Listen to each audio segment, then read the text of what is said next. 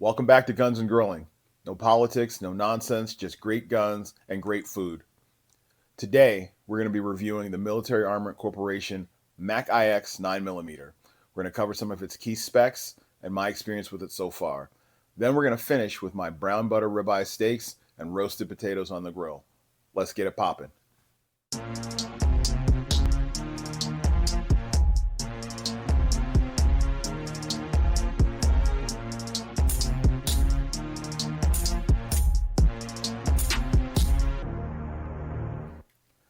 So, what does the Mac IX offer right out of the box?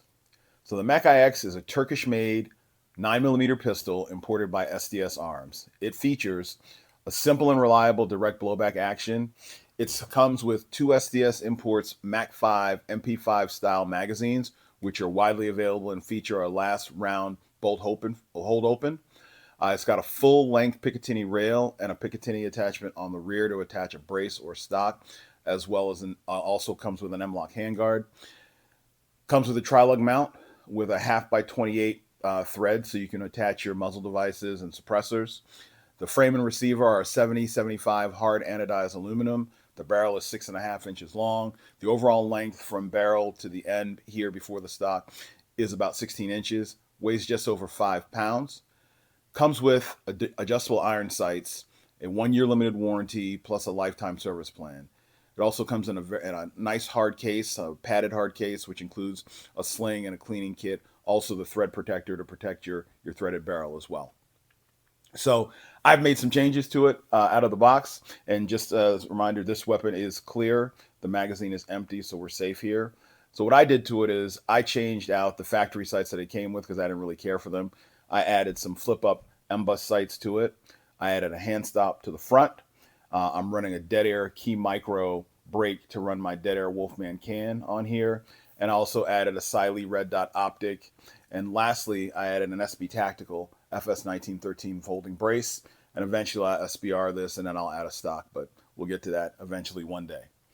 So what do I think about it so far? So overall, my impression so far is that it features familiar AR controls, which I love, which is great. It's got an ambidextrous safety, an AR style grip.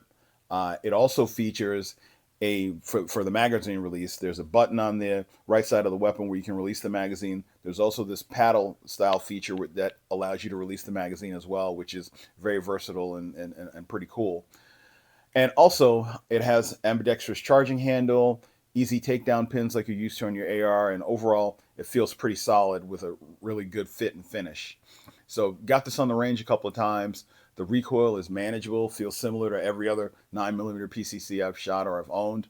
I've run so far about 300 rounds, including MagTech and CCI 115 grain rounds. I have had some feeding issues, and I thought at first, wow, is it a break-in or is it the firearm? Really, I've narrowed it down to one magazine that was faulty, and so I'm in the process. And one of the magazines that came with the weapon, so I'm in the process of getting that magazine replaced by SDS Armed. I purchased an additional SDS Mac 5 magazine, and I've had no issues running rounds through that one with no misfeeds, as well as the remaining magazine that I had that came with the firearm. So far, with the exception of that magazine, it's run pretty clean and it's been easy to shoot. So overall pros and cons. When I look at this, from a pro standpoint, it's affordable, right? This is sub $900, $800 to own. It's got a rugged build. It is suppressor ready, and if you're using a tri-lug, you can put your suppressor on there immediately out of the box, or direct thread out of the box, right? It comes with, again, MP5 style mags. The SDS mags specifically have that last round bolt hold open feature. I think some of the other MP5 mags may not have that feature, but you pick and choose what you like. And again, it's got a modular rail system as well as familiar AR controls that if you own an AR, it'll feel like you're shooting your AR from a control standpoint, which is great. So some of the cons: the magazine reliability may vary. So my experience has not been good with one of the magazines. Experiences may vary, but that's something to watch out for.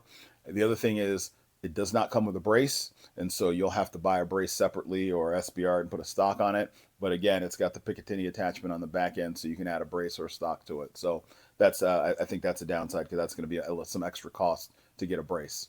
So overall, my final thoughts are is I love it so far, right? So I'm going to keep putting rounds down range to really break it in.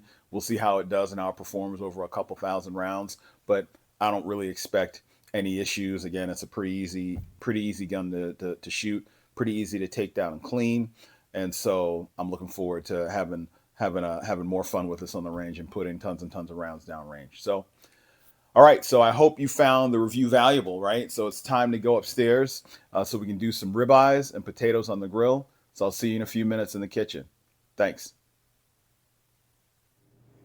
All right, welcome to the kitchen. Let's get ready to get some grilling going on here. So today we're gonna do some brown butter ribeyes with some grilled potatoes with a vinaigrette dressing that we're gonna coat the potatoes with. So as always, we're gonna start with the ingredients that we need. So for the steak side, obviously we're gonna need two beautiful ribeye steaks here. They're about 1.5 inches thick.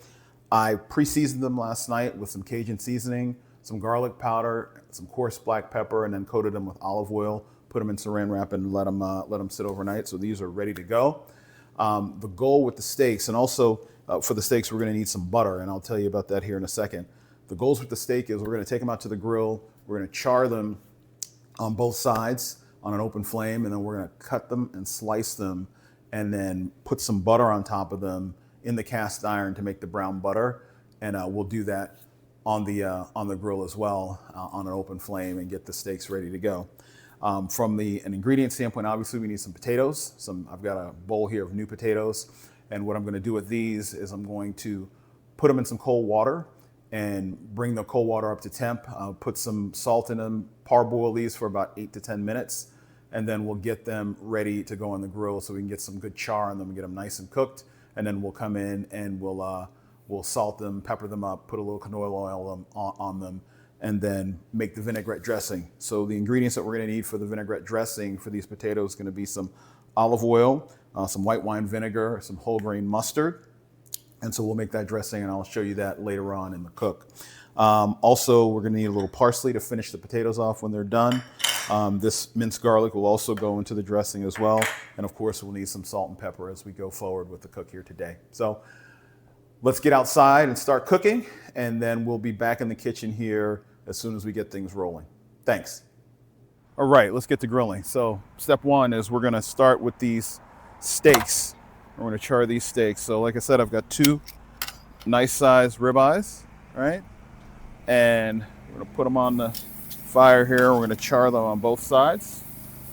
I've also got a cast iron pot in here heating up because we're gonna transfer these steaks to the cast iron to take them up to their full cook. All I'm gonna do right now is char these steaks on an open flame on both sides for about a couple of minutes each. Then I'm gonna slice the steaks, drop them in the cast iron, and then start making the brown butter while I heat up the steaks and get the steaks cooking here. So this is step one. Let's get these steaks rolling and charred, and then we'll come back and take a peek. All right, let's take a peek here. Already flipped one side. All right, got some good grill marks here. We get a little more sear on this steak.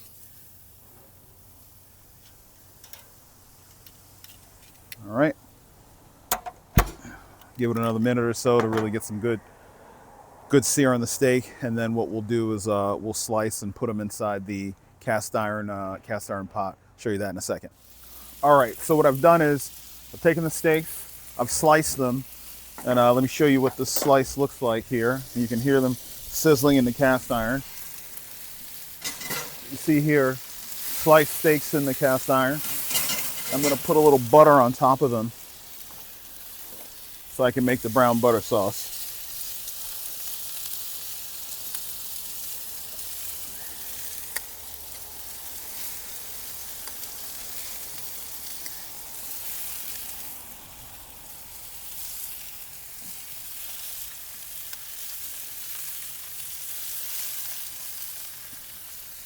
What we're gonna do here, let the butter melt and let these steaks come up to temp.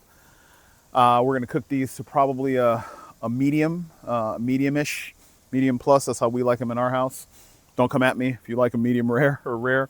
But the idea, again, is you wanna sear the steaks at about 500, 550 degrees, get a little crust on the outside, slice them, put them in a cast iron, put butter on top of them, and then let that butter wash in the steaks to help bring it up to the temp that you want.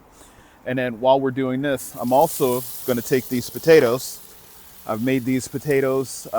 These are the ones that are parboiled. They're cut in half. I've put some I've put some canola oil, some black pepper, and some salt.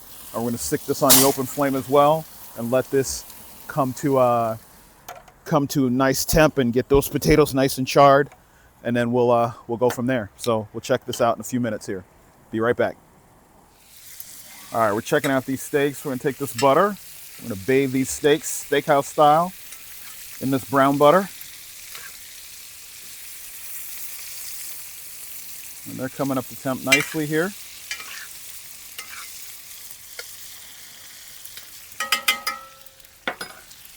And then we should be able to pull these off here in a second because they'll be right where we want them to be.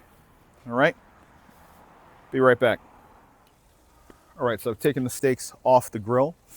They're good and seared and cooked to temp. So now I'm gonna sit them and I'm gonna rest them here. And I've got these potatoes grilling right now. Get some nice char on these potatoes.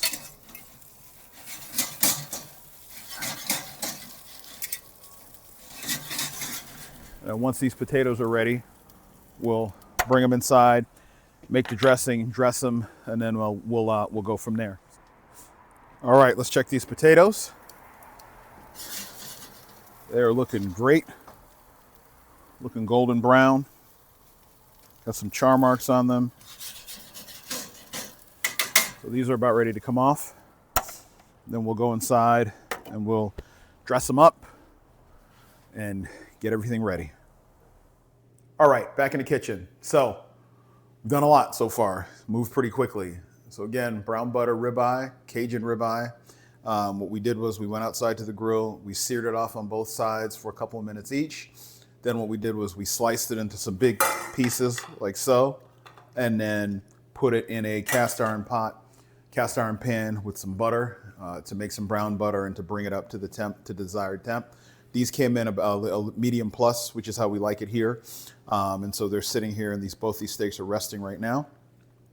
At the same time, we charred these potatoes. They came out nice and brown. And again, the potato prep was parboiling them, cold water, salt, parboil about 10 minutes. Then put them in a bowl, salt, pepper, canola oil onto the grill, and then grill until they're good and brown and have got some good char marks. Now what we're gonna do is we're gonna make the dressing for these potatoes.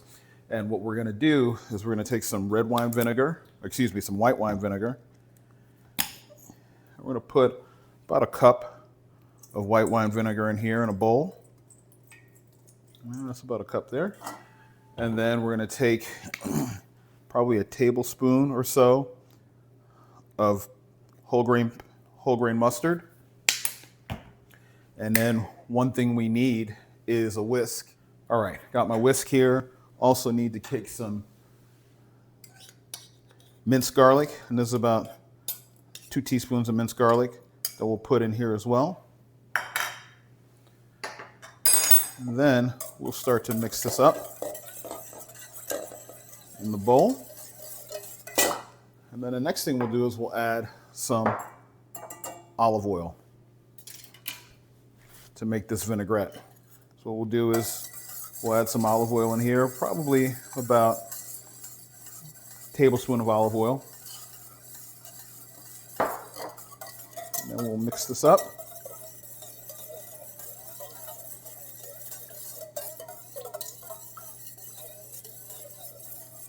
And that's it.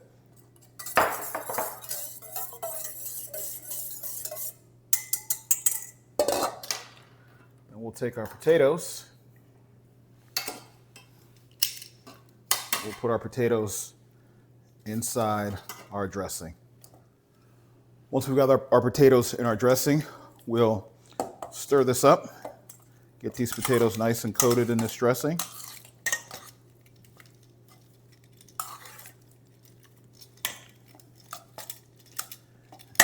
And then we'll finish it off with some parsley for that finisher. And that is it. So let's plate this up and do a quick taste and see what we're working with. All right, plate it up a little bit here, potatoes and steak. I'm only allowed to plate a little bit because this is what we're eating for dinner tonight. If I eat it all right now, my wife's gonna be very upset with me. So as you can see, we've got the potatoes. Again, these are new potatoes with a vinaigrette dressing, finished with parsley. The steaks came out perfect. They're actually medium to medium plus. So they're nice and pink in the middle, so they came out perfect. So let's give it a quick taste and see what we're working with here.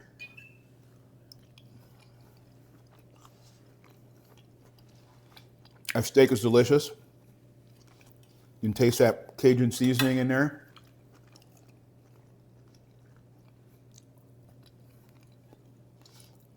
And the potatoes, delicious.